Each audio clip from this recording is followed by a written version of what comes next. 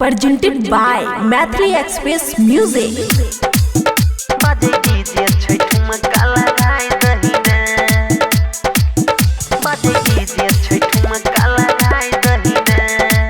खुशी recording studio Baluaha. हेरे कोई ने हमरा टक्कर में छै, सब देखी के हमरा हरे छै, देखी के हमरा हरे छै। हेरे कोई ने हमरा टक्कर में छै, सब देखी के हमरा हरे छै। ये बाजो डीजे छै ठुमका लगाई दहीने, नची नची के चौकी तोड़ दही गे। बाजो डीजे छै ठुमका लगाई दही गे। हेरे कोई ने हमरा टक्कर में छै, सब देखी के हमरा हरे छै। हेरे कोई ने हमरा टक्कर में छै, सब देखी के हमरा हरे छै। ये बाजो डीजे छै ठुमका लगाई दहीने, नची नची के चौकी तोड़ दहीने।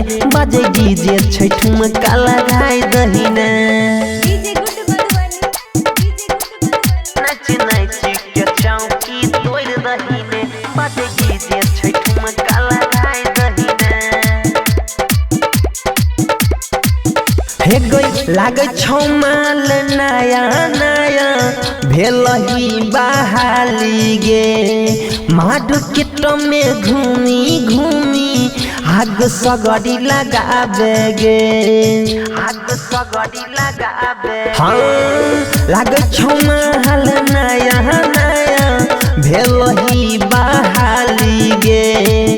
मार्केट में घूमी घूमी आग सगड़ी लगाबे गे।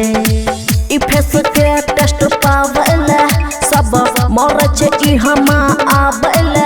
ये बाजे डीजे छै ठुमका लगाई दहीने, नची नची के चौकी तोड़ दही गे। बाजे डीजे छै ठुमका लगाई दहीने,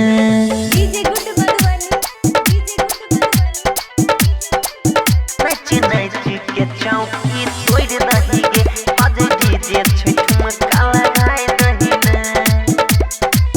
हाँ बैठल छै सब तोहरे आशा में, कखनी देखबी दिशा बताने। बंश राजय मनया की के एतना तू तोरा पावे न, एतना तू तोरा पावे न। हे गई बैठल छ सब तोहरे आशा में, कखनी देखबी दिशा बताना।